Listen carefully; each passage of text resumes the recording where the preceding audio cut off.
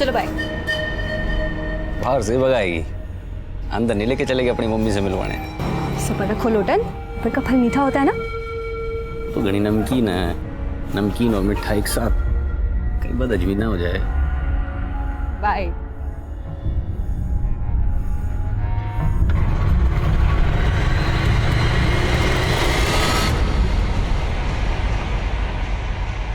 Hello. ये क्या हुआ है? तो असल लग रही, सब तेरी वजह से हुआ है। मुझे नहीं खेलना तेरा शतरंज का खेल। प्यार करूँ तुझसे और इश्क लड़ाऊं तेरी बहन से। बंद करियो नाटक। खत्म ही करना था तो क्यों सोया मेरी बहन के साथ? तेरी बहन भाग गई थी और इससे पहले मैं भाग जाता ना, तेरे पापा आ गए थे। और अपनी फैमिली को तू जेलस करने के लिए ना अपनी बहन की भावनाओं से खेल रही है। प्यार करने लगे सच में मुझसे वो। अरे तो तू भी करना, क्या प्रॉब्लम है? वैसे भी रिंकी दीदी तुझे बहुत खुश रखेगी। क्या? मैं तुझसे प्यार करता हूँ। किसका फोन है? छोड़ तू। मुझे तेरे इरादे ठीक नहीं लग रहे। ये खिचड़ी पकड़ी? खिचड़ी ना टंगड़ी कबाब। तू टेंशन ना ले, तेरे जायके का पूरा ख्याल रखूंगी मैं, ठीक है?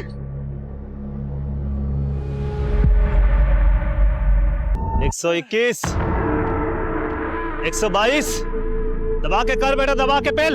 123, 124। बस बापू, तेल निकल गया। अरे तेरा तेल ना आशिकी ने निकाला बेटा। मैं तुझे नेशनल चैंपियन बनाना चाह रहा था, लेकिन तू औरतों के हुस्न का चैंपियन बन बैठा। चल कर। बापू और कितना खसेगा, गलती हो गई, माफ कर देना। अरे चल, बहाने मत बना। 127। पकड़ कर उंगली इतना ले चलूं उस आसमान पर जहां मैंने तेरे लिए सितारों से एक घर बनाया है। दूर कहीं आसमान पर तेरे लिए खूबसूरत सा नया जहां बसाया है। एक और है।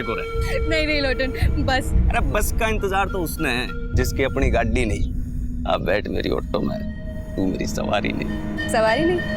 घोड़ा घास से दोस्ती करेगा ना तो भूखा मरेगा। अरे मौत तो मुकर्रर है सबकी, हम तो तुझ में अपनी जिंदगी देखते हैं। फिलहाल ना मेरी मॉम मुझे ढूंढ रही है और फोन में बैटरी भी चली गई। चलो। अरे तू ले मेरा फोन तो फोन करके अपने घर पे कर दे क्रांति। बोल दे वो अपने लोटन के साथ। तुम्हारा नाम सुनते ही ना मेरी मॉम लोटपोट हो जाएगी। अरे यार, इतना सीरियस क्यों हो रहे हो? जब वक्त आएगा ना तो मैं सब कुछ प्यार से बता दूँ, ओके? क्या बता देगी? यही कि मैंने एक ऑटो वाले लोटन के साथ अपना मीटर डाउन किया है।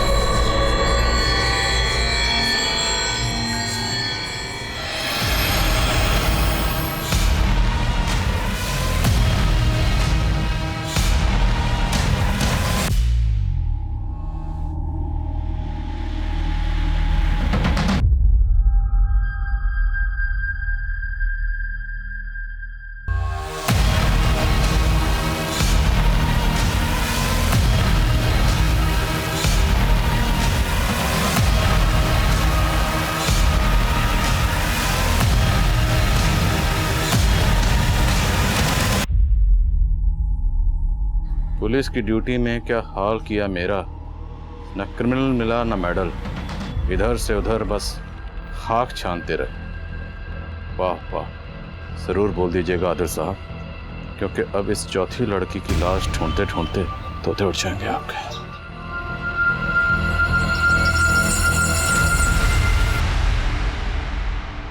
अरे अच्छे से पकड़ो।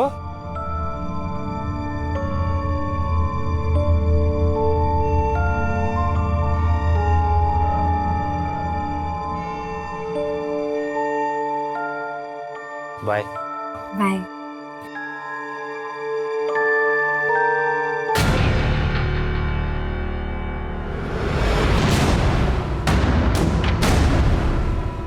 पापा ये चश्मा ना शक्ल ना सूरत, अरे भैंसी लगती है तू। और वो लड़का जो है ना बाइक पे चढ़ने आया था तने, वो 21 है तारे से। पक्का उसकी नियत में खोट है ना, जो तारे को भाव दे रहा है वो। अरे दूर रहना उस बेवकूफी से, बोल रहा हूँ तुझे मैं, दूर रहना उससे। कौन बेवकूफिया? अरे वही वो चिकना, बाहर इसे छोड़ने आया था अभी बाइक पे। देख इसको घास दे रहा है, इसको जिसको शादी के लिए 12 लड़के ना बोल चुके हैं। इंसान की खूबसूरती सूरत से नहीं, सीरत में होती है। ऐसा मुझे जुगल ने कहा है। और आप लोग ये लोग ना समझने वाले, ये लोग चाहते ही नहीं है कि तुम्हारी शादी हो, क्योंकि अगर तुम ससुराल चली गई तो इन लोग को कमा के कौन देगा? ए बाणी बाणी, अपनी आकाशवाणी बंद कर, बोल रहा हूँ तने मैं। चुप। पापा, आपको समझने के लिए मुझे बानी के मशवरे की जरूरत ना है। मैं अच्छे से जानती हूँ कि आप लोग क्या चाहते हो, लेकिन अब मैं शादी करूंगी तो सिर्फ जुगल के साथ, और अब आप भी ना रोक पाओगे मन में। रिंकी मेरी बात सुन। और चढ़ा लो सर पे से।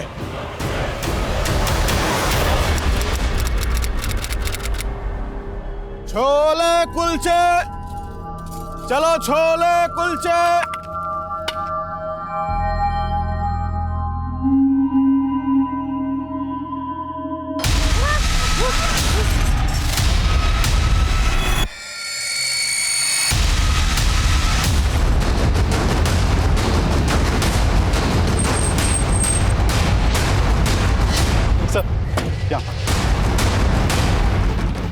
सर यहाँ कचरे की थैली में उंगलियां कटी हुई मिली हैं। इन उंगलियों के अलावा कुछ और मिला? अभी तक तो नहीं सर, हालांकि हमारी टीम यहाँ आसपास सर्च कर रही है। इन उंगलियों को फॉरेंसिक के लिए भेजो। अगर इसका आधार आईडी होगा तो फिंगरप्रिंट्स स्कैन करके इसकी आईडी पता चल सकती है। इससे यह कंफर्म होगा कि वाकई में कोई मर्डर हुआ है या फिर कहानी कुछ और है।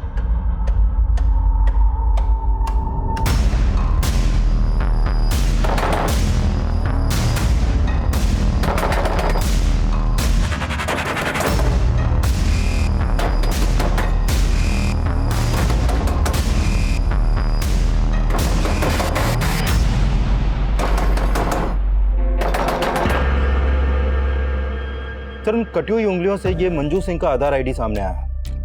हमें लग रहा है इसका मर्डर हुआ है।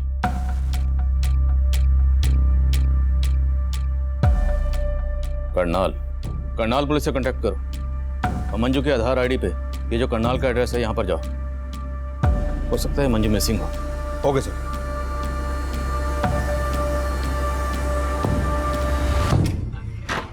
आप हैं अंकल जी? अरे भूसनी के हमारे से रिश्ता जोड़ने की कोशिश मत कर। रिंकी का है? मना नहीं पता जी। हमारे माथे पे सी लिखा है क्या? अरे पीछे हट जा।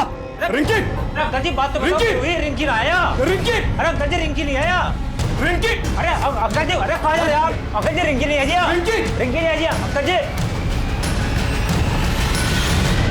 समालका के एक डंपिंग ग्राउंड में एक औरत की लाश के टुकड़े मिले हैं। बॉडी मंजू की है? जी sir. Sir photo Manju Singh के लाश से मैच करता है।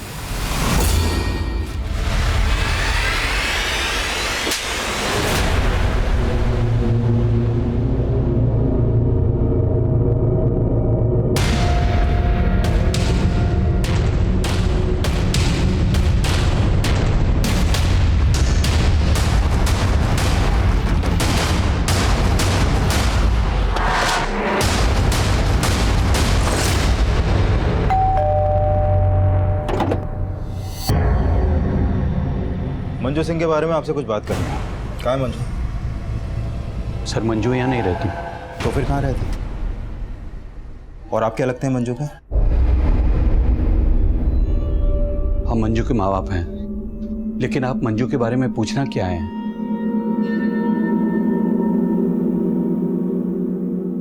मंजू की आधार आईडी पर यहाँ का एड्रेस है। अगर वो यहाँ नहीं रहती तो फिर कहाँ रहती है?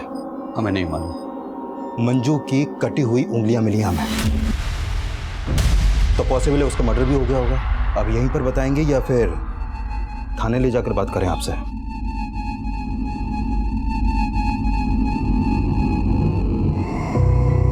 सर हम कुछ छिपा नहीं रहे। 2 साल से मैंने मंजू को नहीं देखा। तो फिर 2 साल से थी कहाँ वो? मंजू पानीपत के कॉलेज में पढ़ती थी। पानीपत के एक लड़के से उसकी दोस्ती हो गई।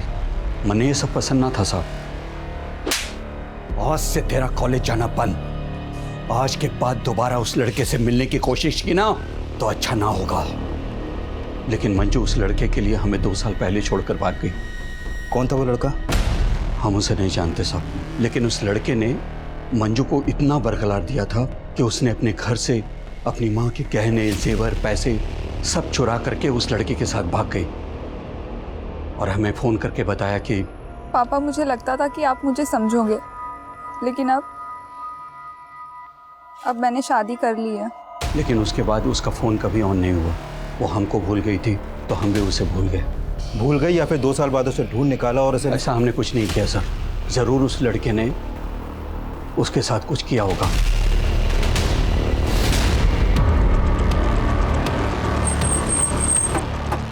मंजू के माँ बाप का बयान क्रॉस वेरीफाई करो।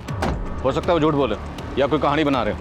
राइट सर, लेकिन मंजू के फादर ने मंजू का जो नंबर दिया था वो अब भी बंद है। उस नंबर के कॉल रिकॉर्ड्स निकलो। हो सकता है उसमें उस लड़के का नंबर हो जिसका जिक्र मंजू के फादर ने किया। सब मर्डर बहुत ही ब्रूटली किया गया है। लाश के टुकड़े करके यहाँ पे डंप कर दिया गया। उस हाथ की उंगलियां कटी हुई हैं। मंजू की उंगलियों को काटकर पानीपत में फेंका गया और बाकी बॉडी को यहाँ समालखा में। और कातिल ने शायद बॉडी के इतने टुकड़े इसलिए किए हैं ताकि बॉडी की शिनाख्त ना हो सके। लेकिन उंगलियों को पानीपत में फेंकने के पीछे क्या मकसद हो सकता है? पकड़ कर उंगली इतना ले चलूं उस आसमान पर जहाँ मैंने तेरे लिए सितारों से एक घर बनाया है। दूर कहीं आसमान पर तेरे लिए खूबसूरत सा नया जहाँ बसाया है। एक और है। नहीं लोटन, बस। अरे बस का इंतजार तो उसने है जिसकी अपनी गाड़ी नहीं। अब बैठ मेरी ऑटो में, तू मेरी सवारी नहीं। सवारी नहीं? घोड़ा घास से दोस्ती करेगा ना तो भूखा मरेगा। अरे मौत तो मुकर्रर है सबकी। हम तो तुझ में अपनी जिंदगी देखते हैं। फिलहाल ना मेरी मॉम मुझे ढूंढ रही है और फोन में बैटरी भी चली गई। चलो। अरे तू ले मेरा फोन तो फोन करके अपने घर पे कर दे क्रांति। बोल दे वो अपने लोटन के साथ। तुम्हारा नाम सुनते ही ना मेरी मॉम लोटपोट हो जाएगी। अरे यार इतना सीरियस क्यों हो रहे हो? जब वक्त आएगा ना तो मैं सब कुछ प्यार से बता दूँ। ओके? क्या बता देगी? यही कि मैंने एक ऑटो वाले लोटन के साथ अपना मीटर डाउन किया है।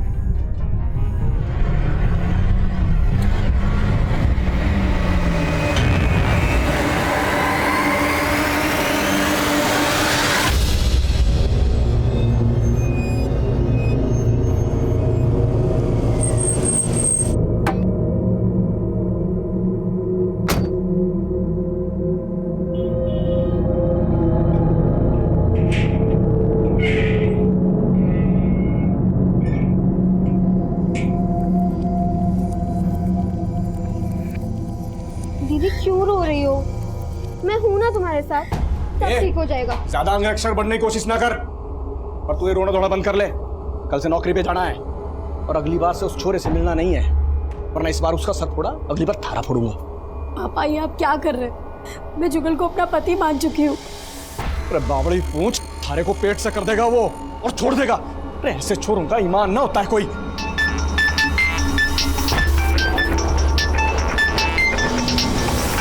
ना काट क्यों दिया? तने भी कोई पति बना रखा है क्या? आप मेरे और दीदी के साथ ऐसे पेश मत आया करो, वरना आदिल अंकल को बोल के आपको अंदर करवा देंगे।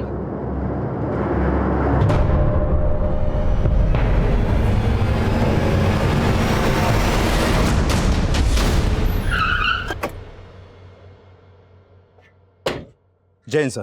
जय सर, मंजू के फादर ने मंजू का जो मोबाइल नंबर दिया था वो 2 साल से बंद है और मैंने चेक किया कि मंजू 2 साल से अपने फादर के यहाँ करनाल में भी नहीं देखी गई है।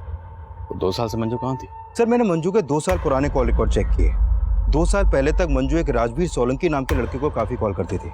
ये राजवीर पानीपत में मंजू के साथ उसी के कॉलेज में पढ़ता था। कॉलेज का कुश्ती पहलवान था सर वो। 121, 122, दबा के कर बेटा, दबा के पेल। 123, 124। बस बापू, तेल निकल गया। अरे तेरा तेल ना आशिकी ने निकाला बेटा। मैं तुझे नेशनल चैंपियन बनाना चाह रहा था, लेकिन तू औरतों के हुस्न का चैंपियन बन बैठा। चल कर। बापू और कितना खसेगा? गलती हो गई, माफ कर देना। अरे चल, बहाने मत बना। 127, 128। सुनिए जी, वो पुलिस आई है। क्या? राजवीर के लिए पूछ रहे हैं।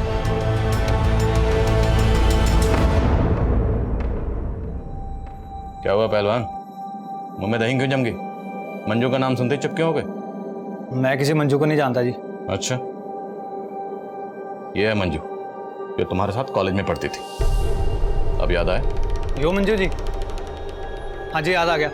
ये जी मेरे साथ कॉलेज में पढ़ा कर रही थी, मेरी दोस्त थी जनाब। बात की होगी। हमें मंजू की लाश मिली। अब नाटक बंद कर, ये बोल के मंजू के साथ तुम्हारा क्या रिश्ता था? जनाब मेरी दोस्त थी, 2 साल से तो देखा भी नहीं मैंने जी उसे। मंजू के फादर का कहना है कि 2 साल पहले उसने किसी लड़के के साथ भागकर शादी की थी, और तेरे कॉलेज के दोस्तों का कहना है कि तेरे से अच्छा मंजू का और कोई दोस्त नहीं था, है ना? साहब, आप कहना क्या चाहते हो? साफ साफ बोल दो ना। सोलंकी जी, साफ साफ ही बोल रहा हूँ। हमें शक है कि आपके लड़के ने 2 साल पहले मंजू नाम की लड़की से भागकर शादी की थी। लगता है किसी ने आपके कान भरे साहब। हमारा बेटा कुंवारा है। तो ये आपके बेटे से पूछ लेते। तो मंजू के सबसे अच्छे दोस्त थे, तो तुम्हें तो पता ही होगा कि 2 साल पहले मंजू ने किस लड़के के साथ भागकर शादी की थी। जनाब मालूम नहीं, मैं तो बोल रहा हूँ ना जी, मैंने 2 साल से मंजू को देखा भी नहीं है। सब पक्का ये बाप बेटे हमसे कुछ छिपा रहे हैं। मंजू की तस्वीर पड़ोसियों को दिखाओ, पता करो क्या पिछले 2 साल में किसने मंजू को यहाँ पर देखा था, और ये भी पता करो कि मंजू की जिंदगी में राजवीर के अलावा कोई और भी था। Okay sir.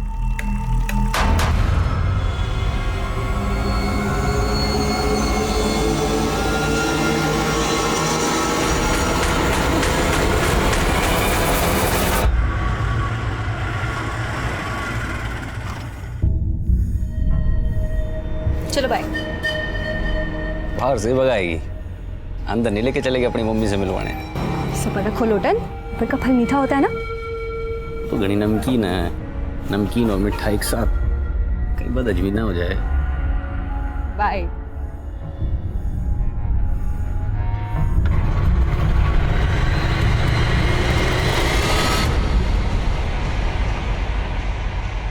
हेलो। ये क्या हुआ है? तो असल लग रही, सब तेरी वजह से हुआ है। मुझे नहीं खेलना तेरा शतरंज का खेल। प्यार करूँ तुझसे और इश्क लड़ाऊं तेरी बहन से। बंद करियो नाटक। खत्म ही करना था तो क्यों सोया मेरी बहन के साथ? तेरी बहन भाग गई थी, और इससे पहले मैं भाग जाता ना, तेरे पापा आ गए थे। और अपनी फैमिली को तू जेलस करने के लिए ना अपनी बहन की भावनाओं से खेल रही है। प्यार करने लगे सच में मुझसे वो। अरे तो तू भी करना, क्या प्रॉब्लम है? वैसे भी रिंकी दीदी तुझे बहुत खुश रखेगी। ये? मैं तुझसे प्यार करता हूँ। किसका फोन है? छोड़ तू। मुझे तेरे इरादे ठीक नहीं लग रहे। ये खिचड़ी पकड़ी?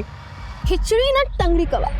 तू टेंशन ना ले, तेरे जायके का पूरा ख्याल रखूंगी मैं, ठीक है?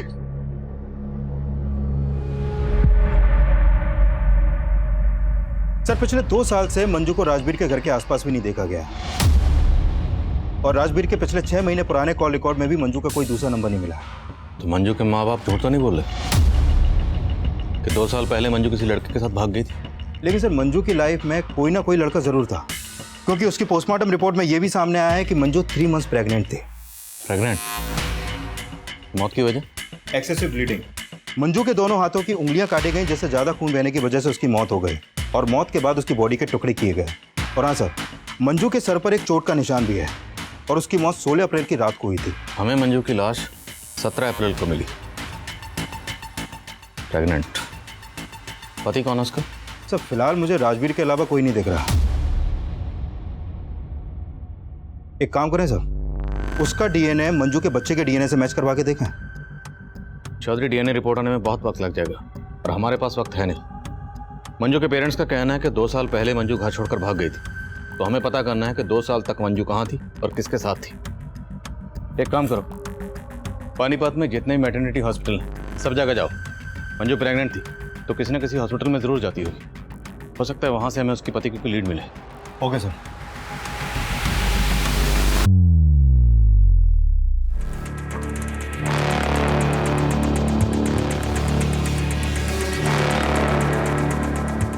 एक गर्भवती महिला की हत्या करके उसके टुकड़े टुकड़े करके शहर में फेंक दिया जाता है और पुलिस उस किलर के खिलाफ कोई भी सबूत नहीं जुटा पाती है। क्या ये पुलिस की नाकामी है या फिर उस अपराधी की जीत पुलिस को गुमराह करने में सफल होता नजर आ रहा है? क्या पुलिस मंजू के उस कातिल तक पहुंच पाएगी या नहीं?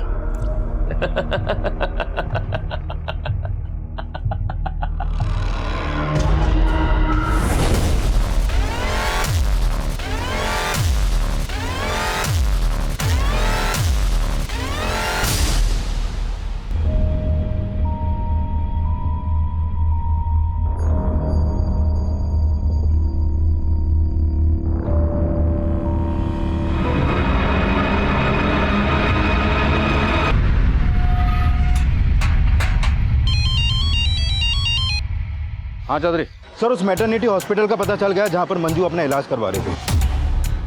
वहाँ से मंजू के पति के बारे में कुछ पता चला? सर मंजू के डॉक्टर ने बताया कि मंजू शादीशुदा थी। उस नंबर के कॉल रिकॉर्ड्स निकलो और उठाओ इस राजवीर को। Okay sir. मैं आपसे झूठ नहीं बोलना चाहता था, दरअसल मैं अपने बापू से डर गया था जी। तूने झूठ इसलिए बोला क्योंकि मंजू का मर्डर तूने किया? नहीं सर, मैंने मंजू का मर्डर नहीं किया सर। दरअसल हम दोनों ने 2 साल पहले भागकर शादी कर ली थी और मेरी शादी के बारे में बापू को कुछ भी नहीं पता था। तेरे बापू ने मर्डर किया होगा फिर? नहीं सर, वो तो कभी उससे मिले तक नहीं थे। और वैसे भी मंजू ने 6 महीने पहले मुझे छोड़ दिया था जी। मंजू 3 महीने की प्रेग्नेंट थी, तूने माँ और बच्चा दोनों को मार दिया? जनाब मैंने नहीं मारा जनाब, मैं आपको बोल तो रहा हूँ, वो 6 महीने पहले मुझे छोड़कर चली गई थी। उसके पेट में बच्चा था, इसके बारे में तो मुझे कुछ मालूम भी नहीं है। मंजू रहती कहाँ थी? जनाब जब 2 साल पहले हमने भागकर शादी कर ली थी तो सलोनी में एक किराए पर घर लिया था। मैं अपनी शादी के बारे में अपने माँ बाप को कुछ नहीं बता पा रहा था, इसलिए वो अकेली रहती थी और मैं अक्सर उसके पास आया जाया करता था।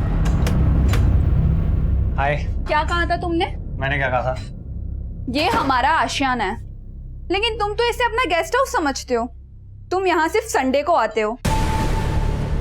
अरे मंजू, फिर वो एक ही बात पर ताना।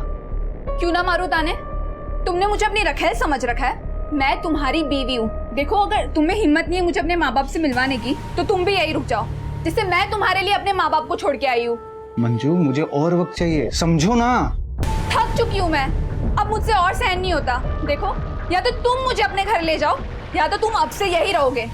जनाब मंजू को समझाना मुश्किल होता जा रहा था, वो कुछ भी समझने को तैयार नहीं थी। मैं जब भी उससे मिलने जाता था तो हमारे बीच में आपस में झगड़ा हो जाता था, लेकिन मंजू भी कम नहीं थी सर।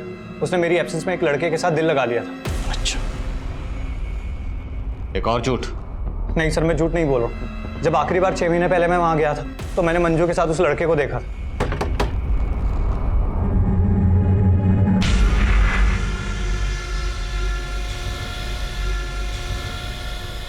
मंजू कौन था ये लड़का? यहाँ क्या कर रहा था? दरवाजा खोलने में इतना टाइम क्यों लगाया? ये बोल के तुम कहना क्या चाहते हो? जनाब उस दिन बात इतनी बिगड़ गई थी कि हमने आपस में बात करनी बंद कर दी थी और उसके बाद मैंने आना जाना भी वहां बंद कर दिया था। लेकिन हो ना हो सर, उस लड़के के साथ उसका कोई ना कोई तो चक्कर था ही, और वो बच्चा पक्का उसी का ही है। मेरा बच्चा नहीं है सर। वो कौन था वो लड़का? सर उस लड़के को मैं जानता नहीं, उसे पहली और आखिरी बार मैंने वहीं पर देखा था, लेकिन सर वो बच्चा मेरा नहीं था सर। तो बच्चा तेरा है या नहीं ये मंजू की डीएनए रिपोर्ट से पता चल जाएगा। मंजू और राजवीर सलोनी में जिस घर में रहते थे उस घर पर जाओ, हो सकता है मंजू का मर्डर वहीं हुआ और बाद में बॉडी को डंप किया गया। Okay sir. Sir Panipat Karnal के बीच एक औरत की लाश मिली है, उसकी उंगलियां भी कटी हुई हैं।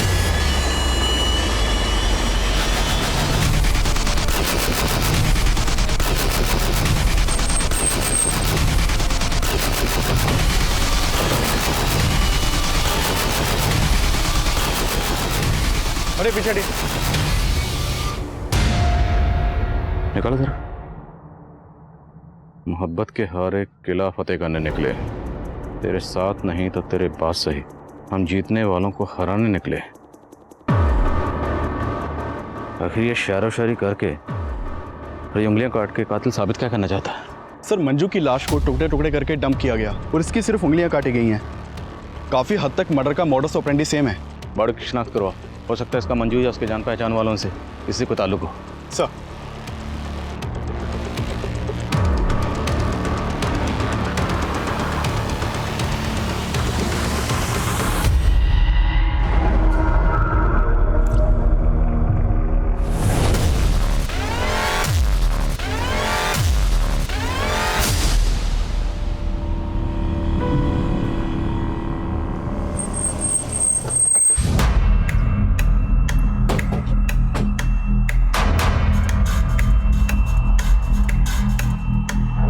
थोड़ा सा।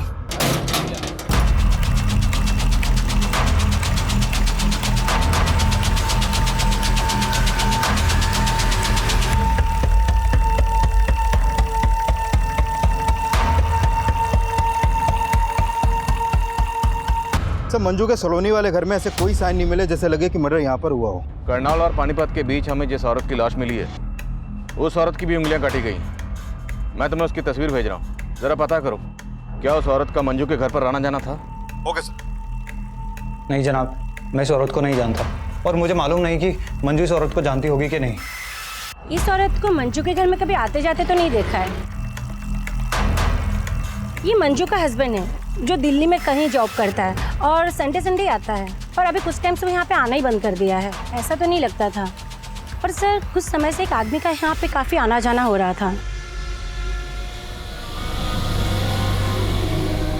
राजवीर भी वही कह रहा था जो पड़ोसन कह रही है कि मंजू का किसी के साथ अफेयर था।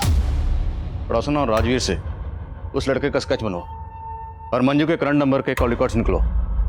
हो सकता है उस लड़के के बारे में कुछ पता चले, और इस औरत की पहचान पता करो, क्योंकि हो सकता है मंजू और इस औरत दोनों का कातिल एक ही हो। सर।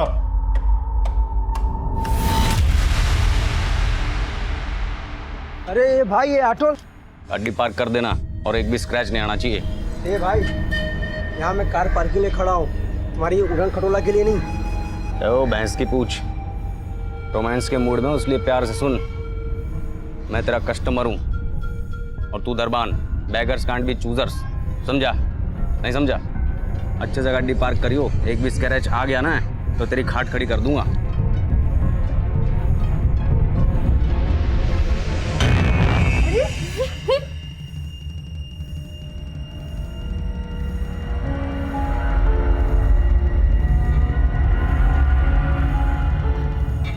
वेटर। लोटन सुनो ना, वो मैं कह रही थी कि जब हम घर जाएंगे ना,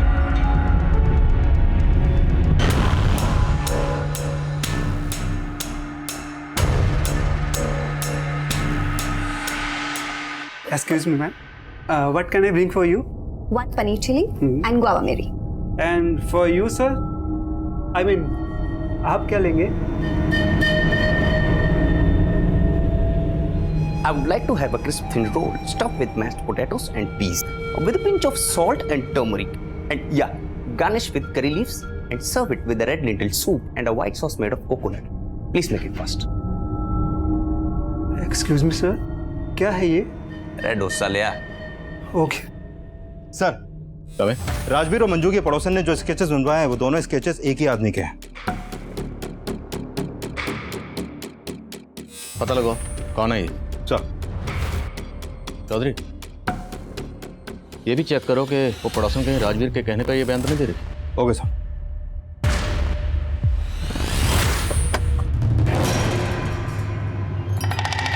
बाय।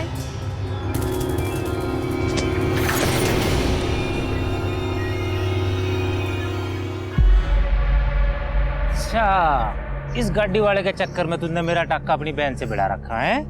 अरे नहीं यार, कजिन है मेरा, यहाँ तक आ रहा था तो ड्रॉप कर दिया। बस अब मैं तेरे चक्कर में नहीं आने वाला। बता तेरी बहन क्या बोली कि मुझे सच में भगा के ले जा। अरे वाह, ये तो बहुत अच्छी बात है यार। प्रॉब्लम क्या है? ऐश करना। बहुत हुआ तेरा मजाक। तेरी बहन को ना मैं सच सच बता दूंगा कि मैं उससे नहीं तेरे से प्यार करता हूँ। प्यार प्यार प्यार यार, इंसानियत नाम की भी कोई चीज होती है। तो ये दिल विल का चक्कर छोड़ और मेरी बात मान। तेरी लाइफ सेट है, समझा? चल चल। सर, एक रोजी नाम की लड़की की मिसिंग कंप्लेंट दर्ज हुई थी संगमनगर थाने में। ये कंप्लेंट रोजी की मां ने दर्ज करवाई थी। सर, रोजी की फोटो उस औरत की फोटो से मैच करती है जिसकी हमें उंगली कटी लाश मिली थी। लो बेटा, दूध पी लो। नानी, मम्मी कब आएंगी? आ जाएगी। लेकिन कब? उन्होंने मुझे बोला था फिल्म दिखाने लेके जाएंगी, लेकिन वो खुद इतने दिन से नहीं आई। बोलो ना नानी, मम्मी कब आएंगी? बेटा आ जाएगी।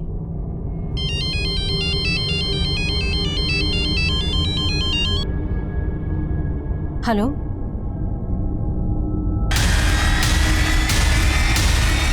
क्या?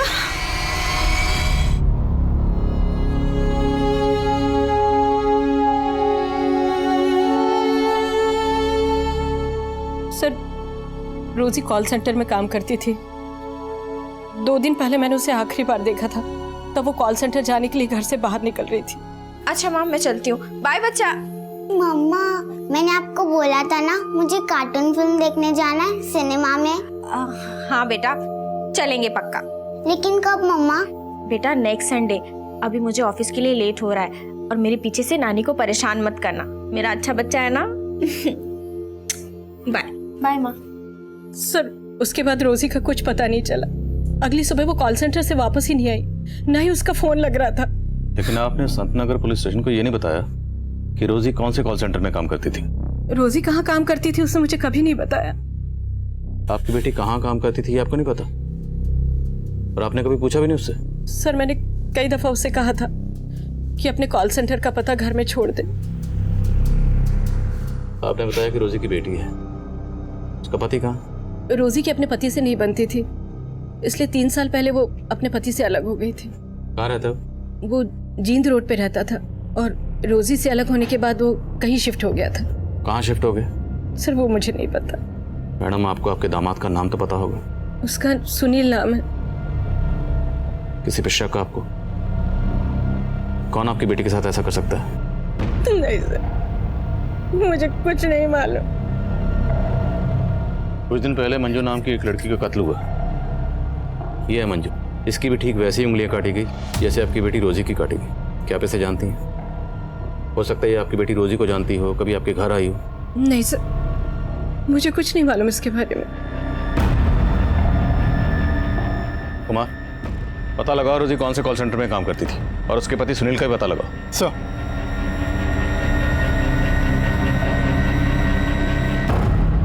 पुलिस ने उस दूसरी औरत की पहचान कर ली है जिसकी हाल ही में उंगली कटी हुई लाश मिली थी। लेकिन मंजू मर्डर केस की तरह ही पुलिस रोजी के इस मर्डर केस में फिलहाल कोई भी पुख्ता सबूत नहीं इकट्ठा कर पाई है और नाकामयाब नजर आ रही है। अब सबसे बड़ा सवाल ये उठता है, क्या मंजू और रोजी का कातिल एक ही है या ये कोई 2 अलग अलग लोग हैं?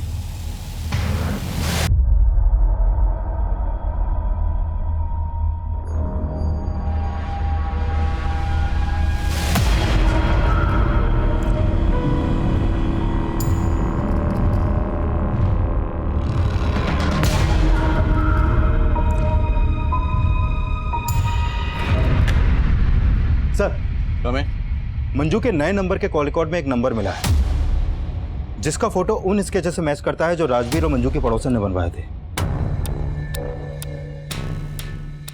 इसका नाम महेश सिंह है सर। इसका मोबाइल नंबर करनाल के एड्रेस पर रजिस्टर्ड है। करनाल? मंजू भी करनाल की रहने वाली थी? हाँ सर, और ये भी पता चला है कि ये महेश मंजू का कजन है। ये मंजू के कोई दूर के ताऊ का बेटा है। लेकिन मंजू के माँ बाप का कहना है कि वो बिल्कुल नहीं जानते थे कि 2 साल तक मंजू कहाँ रह रही थी। तो फिर ये मंजू का कजन ये मंजू से मिलने क्यों जाता था? और इसे कैसे पता कि मंजू कहाँ रहती थी? सर, मैं हमेशा मंजू का सपोर्ट करता था सर। मानता हूँ चाचा जी उनकी शादी के खिलाफ थे, लेकिन राजवीर के साथ घर से भाग जाने के बाद से मैं लगातार मंजू के टच में था। लेकिन राजवीर का कहना है कि उसने तो मंजू को 6 महीने पहले ही छोड़ दिया था। सर, राजवीर ने मंजू की जिंदगी बर्बाद करके रखी थी, बल्कि मंजू तो उसके खिलाफ कानूनी मदद भी लेना चाहती थी। चीट किया था सर उसने मंजू को।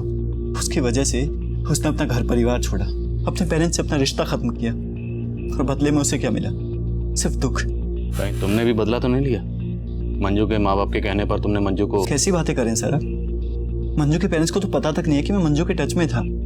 लेकिन मंजू का मर्डर हो गया, फिर भी तुम हमारे पास नहीं आए? सर, क्योंकि मैं दिल्ली गया हुआ था किसी काम से, और मैंने सोचा भी नहीं था कि मंजू के साथ इतना बुरा हो सकता है।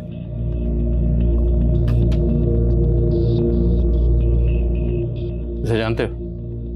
नहीं सर, और वैसे भी मैं पानीपत में कम ही आता था। मंजू ने कभी तुम्हें कुछ ऐसा बताया कि तुम्हें अजीब लगा? सर, मंजू ने राजवीर के अलावा कभी किसी की बुराई नहीं की। मुझे लग रहा है शायद राजवीर ने ये कांड किया है, क्योंकि मेरी नजर में वही एक ऐसा लड़का है जो किसी भी हद तक जा सकता है।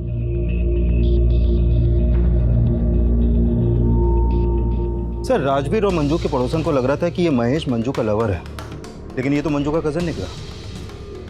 सर, कहीं ये एंगल मंजू के पेरेंट्स से तो नहीं जुड़ा? शायद ऑनर किलिंग क्योंकि वो लोग भी मंजू और राजवीर की शादी के खिलाफ थे।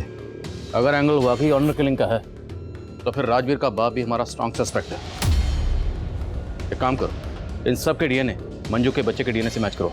हम किसी का भरोसा नहीं कर सकते। Right sir.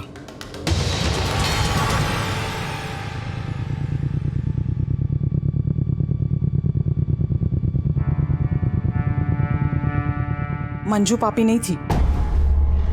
क्या बकवास कर रही हो?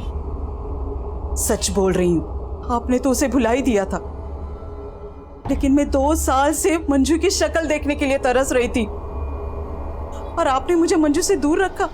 टुकड़े टुकड़े करके किसी ने उसे जानवर की तरफ फेंक दिया और आखिरी बार में उसे कलेजे से लगा के रो भी न पाई। मंजू हमारा अतीत थी। वो 2 साल पहले ही हमारे लिए मर चुकी थी। अब उसकी जगह हमारी यादों में भी नहीं होनी चाहिए।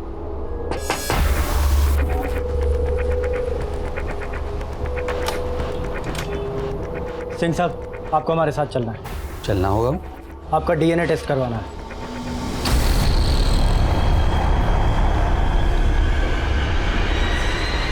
वो पुलिस वाले सोच रहे तेरी लुगाई मंजू के पेट में मेरा बच्चा है। मेरा डीएनए करवा रहे हैं वो लोग, सब तेरी वजह से। मेरे को भी बहुत धोया बापू उन्होंने, और तू तो मुझसे बड़ा पहलवान है ना, उनके डंडों से तेरा तेल ना निकलने वाला। क्यों डर रहा है तू?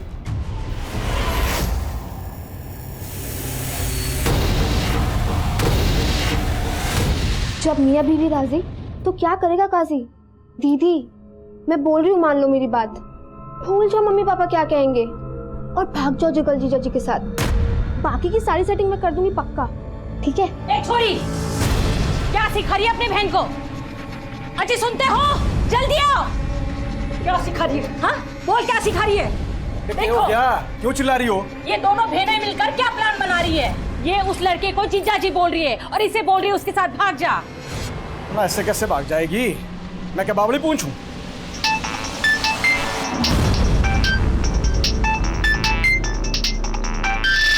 तने किसके फोन आते रहते हैं?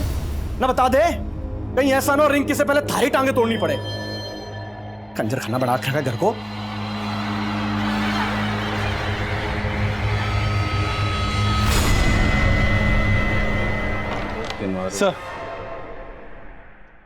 सर रोजी के कॉल रिकॉर्ड में मंजू या मंजू से जुड़े किसी भी इंसान का नंबर नहीं मिला। रोजी के बैकग्राउंड में कोई लवर? फिलहाल तो ऐसा कुछ सामने नहीं आया।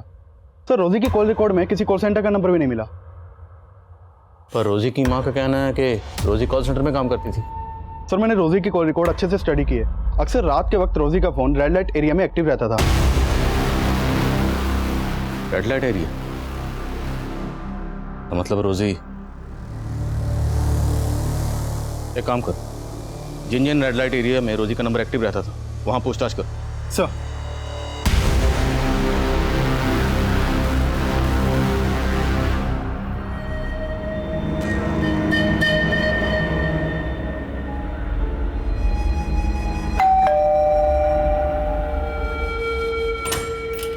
मम्मी, ये मेरा दोस्त लोटन।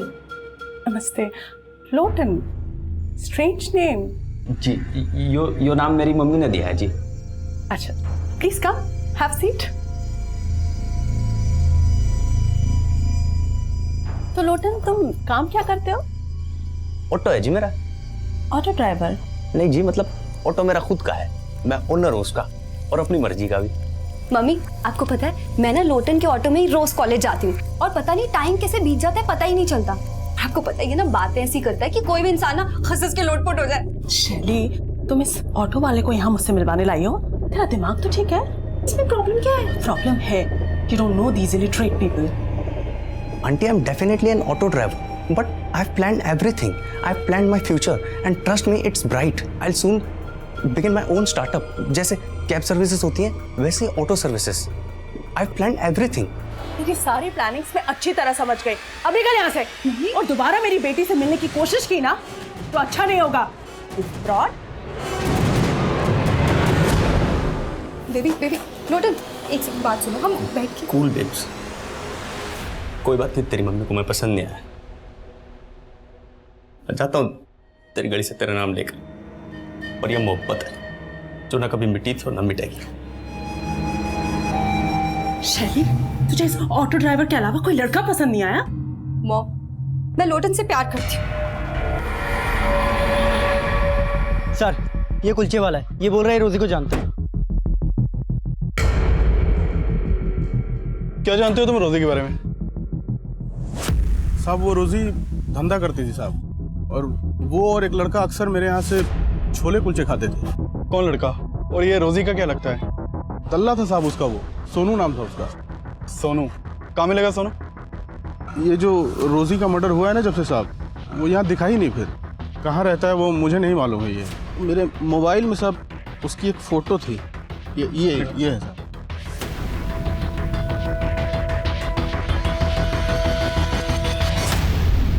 खा लो मुझे नहीं खाना। थोड़ा सा खा लो। नहीं, जब तक मम्मी नहीं आएगी मैं कुछ नहीं खाऊंगी।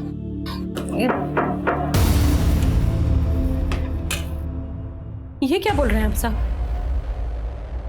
रोजी ऐसी लड़की नहीं थी। जरूर आपको कोई गलतफहमी हुई है। हमें कोई गलतफहमी नहीं हुई है। आपकी बेटी रोजी किसी कॉल सेंटर में काम नहीं करती थी, बल्कि वो एक प्रोस्टिट्यूट थी।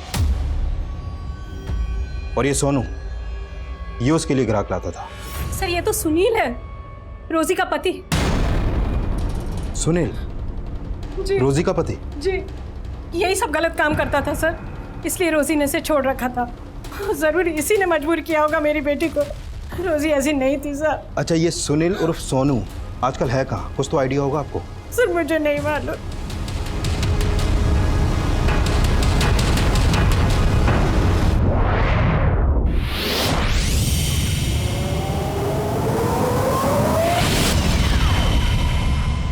साहब उस रोजी को ना ये धंधा अच्छा नहीं लगता था। तो क्या सोनू उससे जबरदस्ती काम करवा रहा था?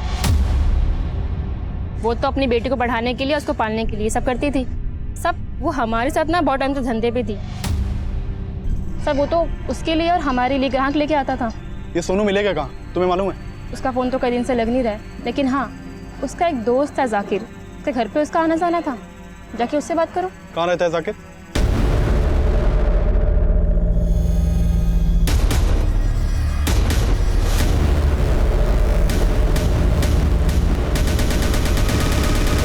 सर मैंने रोजी के साथ कुछ नहीं किया सर। तो फिर हमारी टीम को देखकर भाग क्यों रहा था? तो साहब मैं डर गया था, लेकिन फिर मेरे को रोजी के मर्डर का मालूम चला, तो इसलिए मुझे पता था कि आप लोग मेरे पीछे आएंगे, इसलिए मैंने अपना फ़ोन भी बंद कर दिया सर। लेकिन सर मैंने रोजी के साथ कुछ नहीं किया, मेरा विश्वास। रोजी तेरी बीवी थी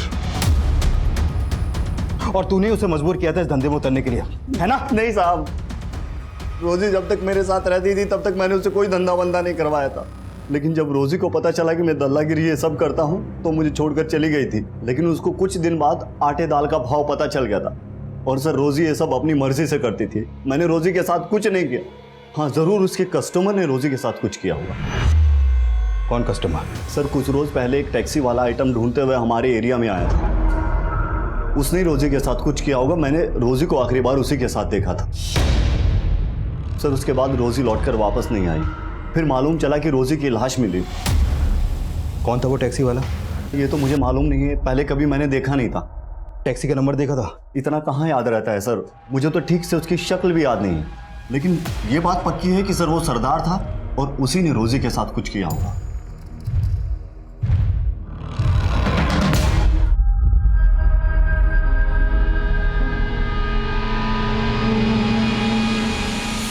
सर सोनू ने जिस एरिया में उस टैक्सी वाले को देखा था वहां पर कोई सीसीटीवी है ही नहीं। ऐसा तो नहीं कि सोनू ने खुद ही किसी नफरत की वजह से अपनी बीवी का कत्ल किया, फिर उसके पास वो शायरी छोड़ दी। लेकिन सर मैंने सोनू की हैंडराइटिंग भी शायरी की लिखावट से मैच करके देखी है, मैच ही नहीं हुई है। अगर सोनू सच बोला है तो पॉसिबल है कि मंजू ने उसी सरदार की टैक्सी हायर की हो जिसकी रोजी ने की थी, क्योंकि दोनों की मॉडस ऑपरेंडी सेम। सभी टैक्सी स्टैंड पर पता करो, एक सरदार टैक्सी वाले को ढूंढना मुश्किल नहीं होना चाहिए।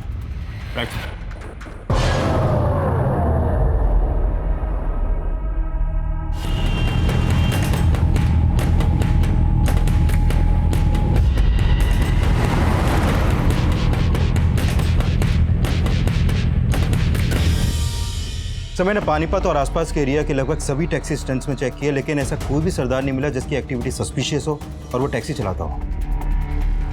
पॉसिबल है कि वो टैक्सी वाला सरदार हो ही, बल्कि किसी ने सरदार के गेटअप में पहले मंजू का और बाद में रोजी का मर्डर किया। सर हमें कुछ पता चला रिंकी का? अरे नहीं कुछ पता चला, उधर क्या है सब जगह।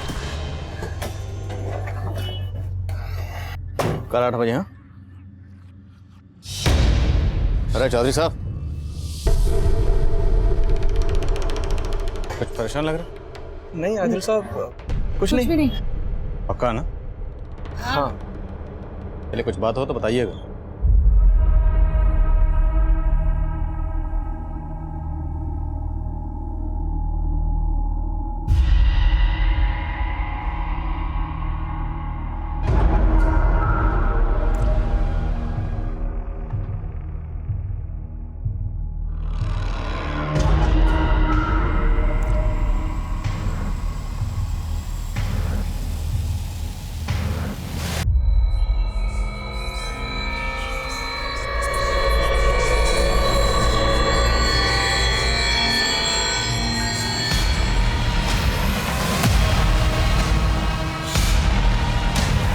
पुलिस की ड्यूटी में क्या हाल किया मेरा, न क्रिमिनल मिला न मेडल, इधर से उधर बस खाक छानते रहे। वाह वाह। जरूर बोल दीजिए आदिल साहब, क्योंकि अब इस चौथी लड़की की लाश ढूंढते ढूंढते तोते उठ जाएंगे आपके।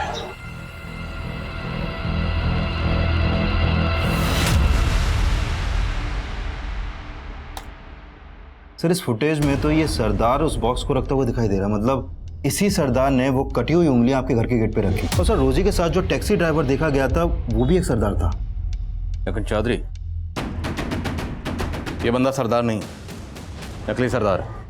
इसने भेष बदला हुआ है और ये जो भी है मुझे चैलेंज कर रहा है।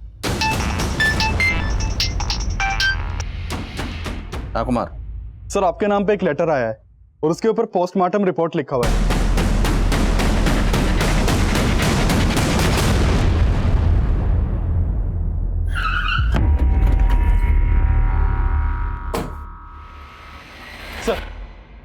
Sir letter.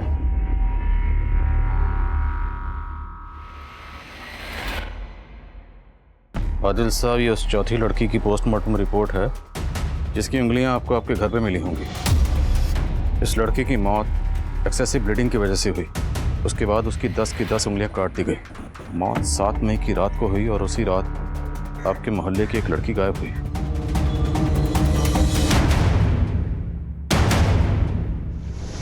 परेशान लग रहा? नहीं आदिल साहब कुछ नहीं।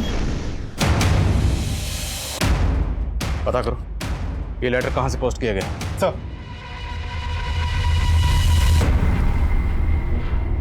सब जगह देख लिया, उसको है ही नहीं वो कहीं पे। समझ नहीं आ रहा कहां ढूंढे उसको जाके।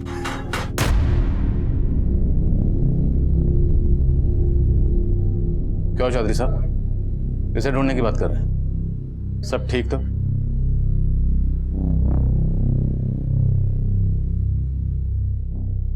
रिंकी कहाँ है?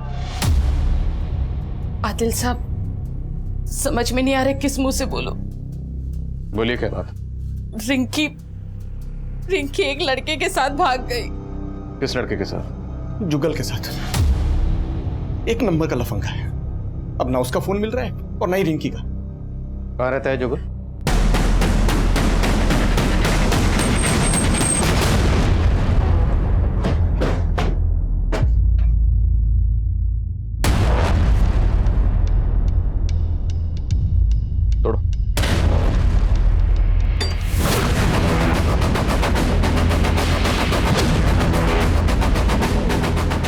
चेक करो सब जगह।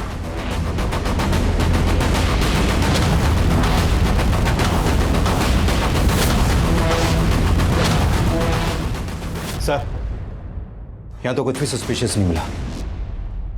चौधरी, हो सकता है जो मुझे चैलेंज कर रहा है वो ये जुगल ही हो। रिंकी और जुगल दोनों के कॉल रिकॉर्ड्स अच्छे से स्कैन करो। Okay sir. हाँ कुमार। सर वो लेटर एक सरदार ने पोस्ट किया है।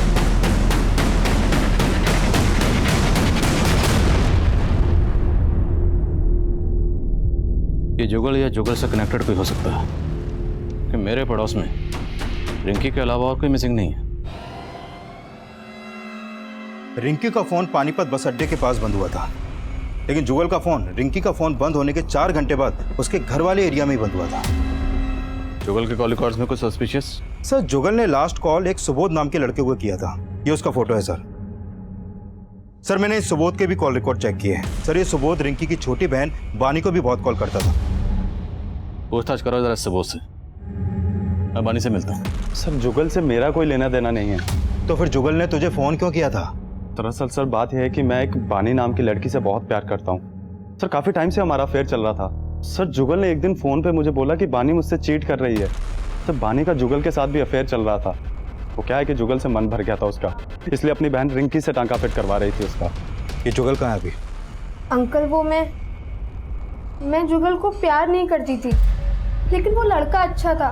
इसके लिए मैंने सोचा कि दीदी को उसके साथ, लेकिन मैंने जैसा सोचा था ना वैसा कुछ भी नहीं हुआ। मुझे तो सही उम्मीद नहीं थी बानी। तू जुगल से प्यार करती थी और तूने मुझे धोखा दिया। नहीं दीदी, ऐसा कुछ भी नहीं है जैसा आप सोच रहे हो। आपको जरूर कोई गलतफहमी हुई है। कोई गलतफहमी ना हुई, मैंने रिंकी को सब कुछ सच सच बता दिया है। सुबोध, उसका जुगल से क्या कनेक्शन? जुगल ने सुबोध को भी मेरे खिलाफ बोल दिया था। मेरे घर के बाहर कटी हुई उंगलियां मिली किसी लड़की की, और हमें शक है कि शायद वो उंगलियां रिंकी की हैं। क्या बात कर रहे हैं खान साहब? बानी बोलो, जुगल कहाँ? अंकल मैं आपको सच में बोल रही हूँ, मुझे नहीं पता जुगल कहाँ है।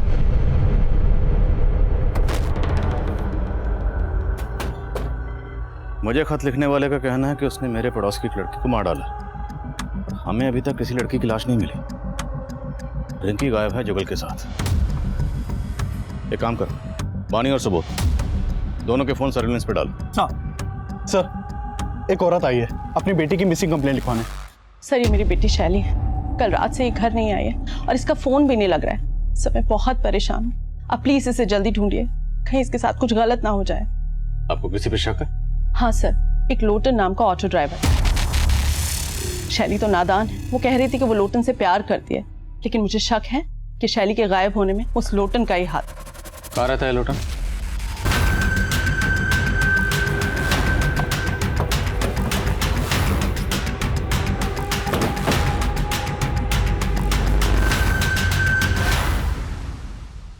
ताला तोड़वा।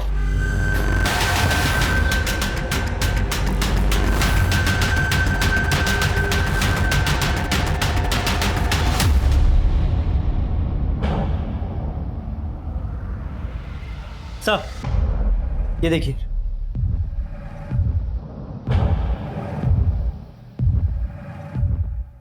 सर ये देखिए, यहाँ पर भी ब्लड के ट्रेसेस हैं, लेकिन सर ये ब्लड सूखा है, जबकि लोटन की बॉडी पर जो ब्लड है वो बिल्कुल फ्रेश है। तो ये ब्लड किसका?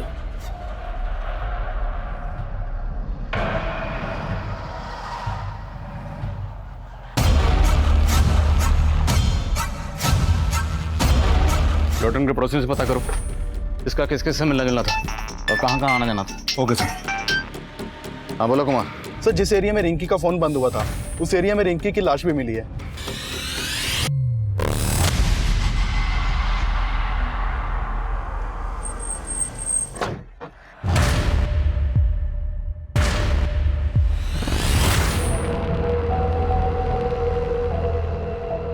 तेरे कूचे में कटी उंगलियां फेंक के हम सीना तान के निकलते हैं। मैं वो हूं जिसका आप तसव्वुर भी नहीं कर पाएंगे। बहुत पापड़ बेलने पड़ेंगे आदिल साहब, मुझे नहीं, मच्छर पकड़ो।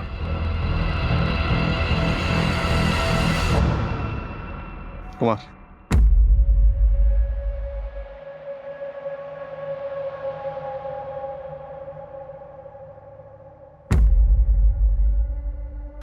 सर हमने जिन जिन सस्पेक्ट्स के डीएनए करवाए थे उनकी रिपोर्ट आ गई है। सर मंजू के बच्चे का डीएनए महेश के डीएनए से मैच करता है। हाँ सर, मैं मंजू का कज़न हूँ, लेकिन साथ ही साथ उसे पसंद भी करता था। फिर हमें अचानक एक दिन पता चला कि वो पेट से है। सर मैंने मंजू को कई बार बोला कि वो अबॉर्शन करवा ले, लेकिन वो नहीं मानी सर। कि इसका मतलब ये नहीं है सर मैं उसे मार दूंगा। नहीं सर, मैंने मंजू को नहीं मारा सर। सर पूछताछ में पता चला है कि लोटन का एक चरण नाम का दोस्त हुआ करता था जो टैक्सी चलाता था, और वो लोटन के साथ ही रहता था, लेकिन कुछ टाइम पहले उसने लोटन का घर छोड़ दिया था। सर ये चरण लोटन की हत्या के बाद से गायब है। और कोई खबर? सर चरण के बारे में ये पता चला है कि वो यूपी का रहने वाला था और आईपीएस की तैयारी कर रहा था। और ये भी सामने आया है कि ये चरण मंजू के ही कॉलेज में पढ़ता था, वो उससे 2 साल सीनियर था। सर लोटन के एक ऑटो वाले दोस्त से चरण के एक ठिकाने का पता चला है। मैंने अपनी एक टीम को भेजा है वहाँ पर।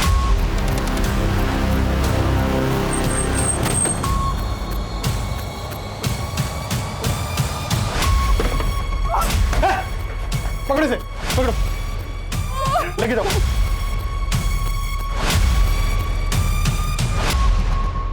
लाइफ बहुत स्ट्रेंज है आदिल साहब। आदमी जो सोचता है वो कभी होता नहीं है। मैंने जो आईपीएस बनने का सपना देखा था, अगर आज वो पूरा हो गया होता ना, तो आज औहदे में मैं आपसे ऊपर और आप मेरे से नीचे होते। हरियाणा के हर्ष राठौर जी जैसा बनना चाहता था। आईपीएस मैंने एग्जाम भी दिए थे, 4 बार फेल हुआ सर।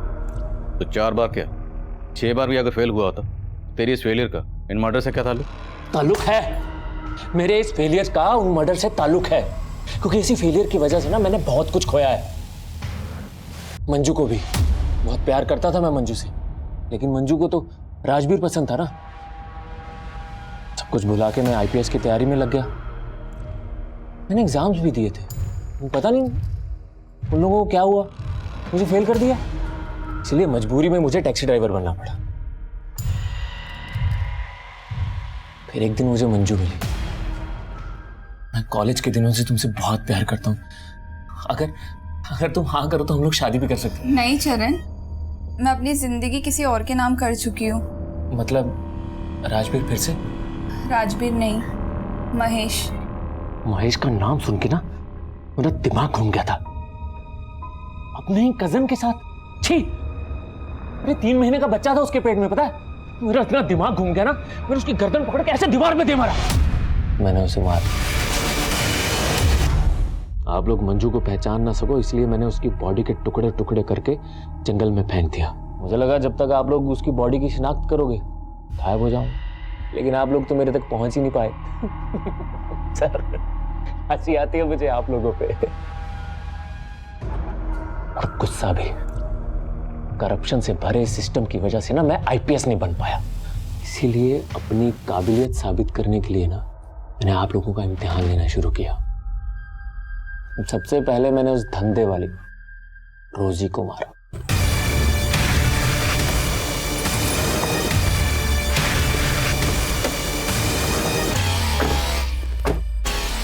ये कहाँ लाए हो तुम मुझे? जो मारने के लिए। चल। ये क्या कर रहे हो? चल। तू लाश के पास गाजर खाकर क्यों फेंकता था? चैलेंज था सर। आप पुलिस वाले हैं तो थोड़ा चैलेंज तो बनता है ना, लेकिन आप तब भी नहीं पकड़ पाए। फिर मैंने आपको दूसरा चैलेंज दिया। रिंकी टैक्सी का वेट कर रही थी, मैंने उसे भी उठा लिया और ये क्या कर रहे हो? बड़ा मजा आ रहा था मुझे आप लोगों के दिमाग के साथ खेलने में, लेकिन साला दिल के चक्कर में हार गया। वो लोटन था ना, साला बार बार मुझे चिढ़ाता था शैली का नाम लेके। मैंने सोच लिया कि अगर मंजू नहीं मिली तो क्या हुआ, इसकी शैली को छीन लूंगा।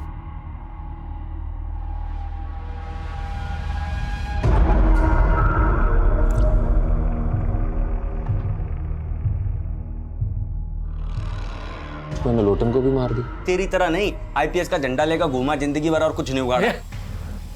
मेरी पढ़ाई और मेरी आईपीएस के बारे में कुछ मत बोलना, समझा?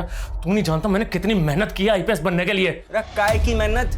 20-25 हजार की नौकरी कर रहा होता अगर मुझसे थोड़ी बहुत इंग्लिश सीख लेता तो। तो ड्राइवर तेरी, तू मुझे अंग्रेजी सिखा। लोटन को मारने के बाद मैंने शैली को भी उठा लिया। शैली बस मेरी होने ही वाली थी कि आप लोग आ गए और मुझे उठा के यहाँ ले आए। क्या बनना चाहता था? IPS, Indian police service. Police वाला बनना चाहता था, लेकिन इतना भी नहीं जानता कि कानून किस तरीके से काम करता। जानता तो ये जरूर पता होता कि मुजरिम कितना भी शातिर क्यों ना हो, एक ना एक दिन कानून के हत्थे जरूर चढ़ता है। चरण आज भी सलाखों के पीछे अपने गुनाहों के लिए सिर्फ सिस्टम को ही कसूरवार समझ रहा है। जबकि सच ये है कि इंसान अपनी हालत और हालात के लिए खुद भी जिम्मेदार होता है। किसी इंसान की कामयाबी का फैसला इस बात पे भी होता है कि उस इंसान ने अपनी गलतियों से क्या सीखा। ये केस मंजू के मर्डर से शुरू हुआ था। मंजू इस केस का एक ऐसा यादगार चेहरा था जिसकी जिंदगी में गुनाह हर मोड़ पर दस्तक दे रहा था। राजवीर को ठीक से समझे बिना मंजू ने अपने पेरेंट्स को छोड़ दिया और राजवीर से धोखा खाने के बावजूद मंजू महेश की नीयत को नहीं समझ पाई और चरण को अपना दोस्त मानकर उसने चरण के सामने अपने माजी के सारे पन्ने खोल दिए, जिसने चरण की नाकाम सोच में आग में घी डालने का काम किया। चरण ने अपने पागलपन में रोजी लोटन को सिर्फ इसलिए मार दिया क्योंकि वो मेरी काबिलियत का इम्तिहान लेना चाहता था। ऐसी सोच हमेशा इंसान की बर्बादी की वजह बनती है। कहते हैं जो इंसान अपनी हार कबूल करता है, अपनी गलतियों से सीखता है, कामयाबी एक ना एक दिन उसके कदम जरूर चूमती है।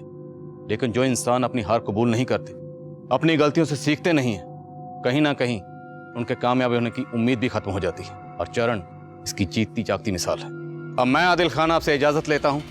आपसे फिर मुलाकात होगी एक और नए केस के साथ। तब तक देखते रहिए क्राइम पेट्रोल 10 तक। मकसद बताना नहीं, बचाना है।